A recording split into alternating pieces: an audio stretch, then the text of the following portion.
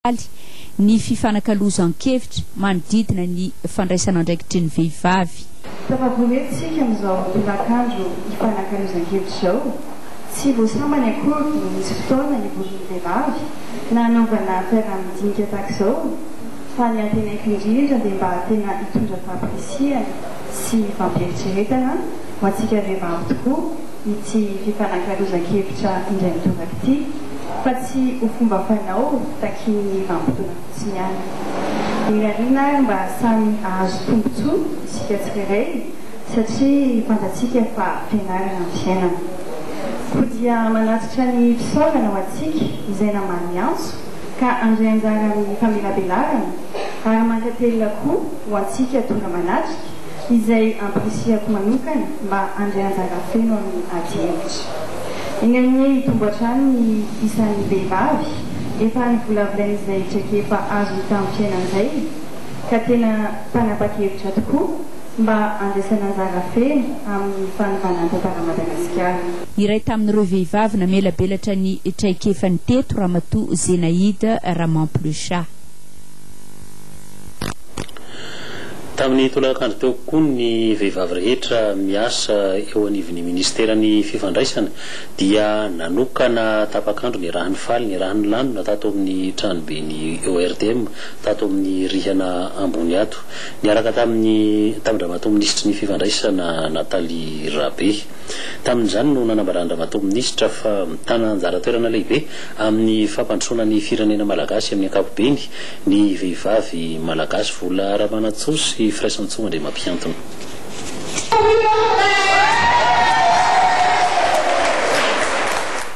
Samba no nisy fiarahamana marika ny andro eran-tany ho an'ny vehivavy teto anivon'ny ministera ny serasera. Tsotra ny antony hoy ny ministra ny serasera. Mendrim-piderana avokoa ny vehivavy rehetra satria rehefa manana tanjona izy ireo dia mikendry izany amin'ny mpifaliana, ampitsikiana ary fahasambarana ny fatratrarana izany. Fotoana ny miralenta ankehitriny ka miatomboka ny an-tsekoly ny fampiarana izany. Mbola maro anefa ny zazavavy indrindra fa ny any ambanivohitra no tsy mandeha mianatra, izany indrindra no antony anetana ny ministera ny serasera ny Ray Aman-dreny andefa azy ireo any an-tsekoly. Nanamarika ihany koa Ramatoa ministra fa ilain'ny tokantrano, ilain'ny orinasa ny vehivavy. Koa raha mirahina izy ireo dia mampandroso ny firenena malagasy. Sy afatra ary omeny Ramatoa ministra ho an'ny malagasy rehetra.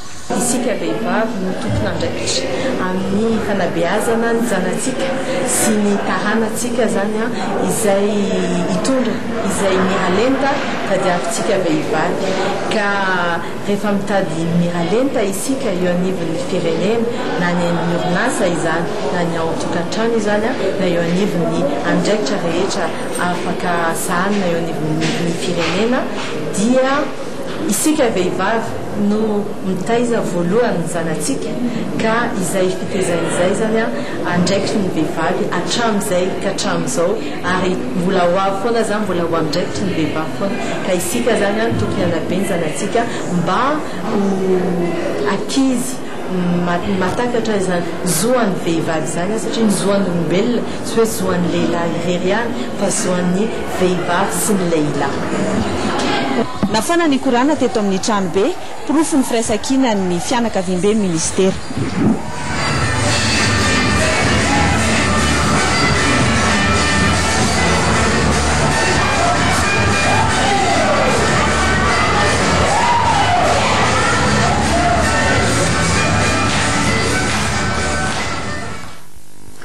Mbola hotoizantsika rehefa avy eo ny ako ny fankalazana ny valomarsa teto amin'ny firenena fa hitodika vetivety amin'ny lafiny politika isika vaovao vao tonga vao izao hariva izao mihitsy avy eny amin'ny fiadidiana ny gouvernemanta eny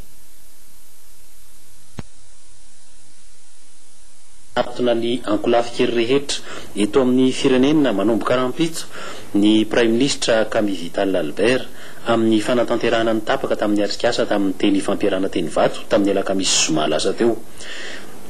Izay no vaovao fantatra avy ny Mahazorivo ary manamarika ny fahavononany ny fitondrana tetezamita hisokatra amin'ny ankolafikery hafa. Tsy ivona ihany fa anisan'ny zavatra tapaka teny vato tamin'ny herinandro lasa teo ny ananganana gouvernemanta misokatra amin'ny ankolafikery rehetra ny hanaovana fiaonam-be-pirenena handinihana lalàna maromaro ary ny hanatanterahana fifidianana malalaka hametrahana ny assemblée constituante. izay ny vaovao fohy avy eny amin'ny fiadidianany gouvernemanta eny Mahazorivo fa hotokizatsika amin'izay ny ako ny fankalazana ny Valomars ho an'ny antoko maitso hasin'ny Madagasikara dia fanomezan-draha maimaim-poana teny amin'ny hôpitaly Joseph Ravangerena Valona no nentin'izy ireo nanamariana ny andron'ny Valomars androany satria izay manome raha manome aina araka ny vaovao entin'ny Janindrifo Malala. Dimapolo mahery ireo vehivavy avy ao amin'ny asin'ny Madagasikara no tonga teto amin'ny HGRA no tarihan'ny filohan'ny Sara Georgera Bearso nanome raha ho fanamariana ny Valomars mandatsaka raha amelona izay fa tsy hamono hoy ny asin'ny Madagasikara ary manome izay no tariketranay. Izay zany manome raha mandatsa-dra tsy hoe amono fa amelomana. Miafatra dia hoe aotsika vehivavy andray andraikitra tanteraka amin'ny sehatra rehetra afaka anovantsika an'izany aotsika atsara zany fa olom-pirenena feno ary misy zo izay mbola tsy mitoetra ary zay ny anton'izao andro Valomars ankalazana an'izao tsy hoe anaovana fety fotsiny fa ampatsahivana ny mpiarabelona hitazana ny zanaka ampatsahivana ny vady ny lehilahy rehetra eto amin'ny firenena fa ny vehivavy dia mandray anjara tanteraka amin'izany hoe fampandrosoana ny firenena ka manainga antsika rehetra zany tsy salasala amin'izany hoe fandraisana andraikitra zany. Vehivavy avy amin'ny boriboritany enina miampy ny avy any amin'ny faritra Antananarivo Avaradrano sy Atrimondramo ary Ambohidratrimo no tonga teto hetsika toy izao ihany koa no ataony ireo atoko any amin'ny faritra 20. Vehivavy sy ny fahasalamana ny CSB Ankaraobato eto Antananarivo dia nisan'ny CSB betsaka vehivavy miasa indrindra vehivavy hatramin'ny dokotera lehibe na ny médecin chef ka arahantsika amin'ity fanatidina manaraka ity ny ako ny fankalazana ny Valomars tao amin'io CSB 2 eny Ankaraobato io miaraka amin'ny Lalao Ester.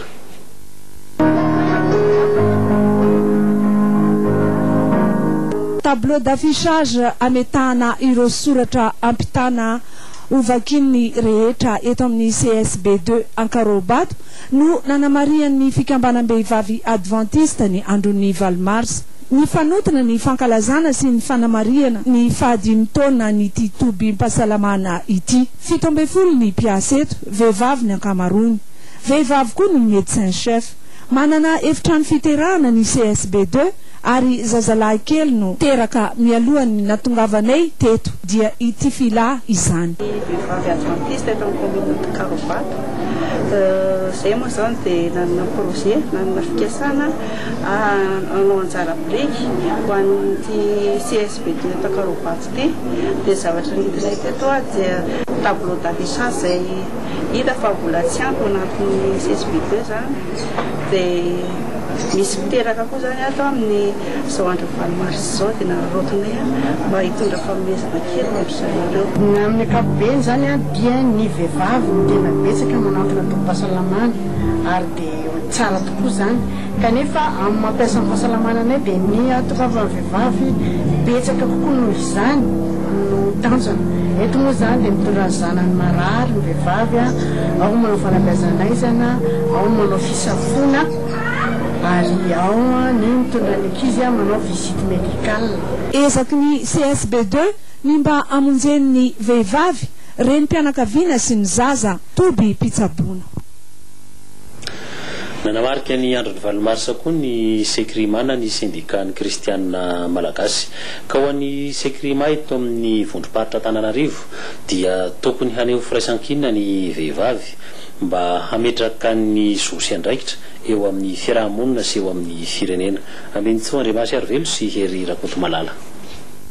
Naopan'ny syndicat kristiana malagasy na Sekrima manerina nosy ho fampahafantarana ny zo sy andraikitry ny vehivavy ny andron'ny Valomars vory teto amin'ny Fibera teo resolo-tena amin'ny vondrom-paritra Antananarivo. Izy ity zany dia resaka eo amin'ny hoe mbo afan'izany mbola hiaran'ny tsindazovelona sy ny fanavakavana fanipiliana ny vehivavy eo amin'ny lafiny eo amin'ny fiarahamonina na koa eo amin'ny lafiny tontolo asa zany.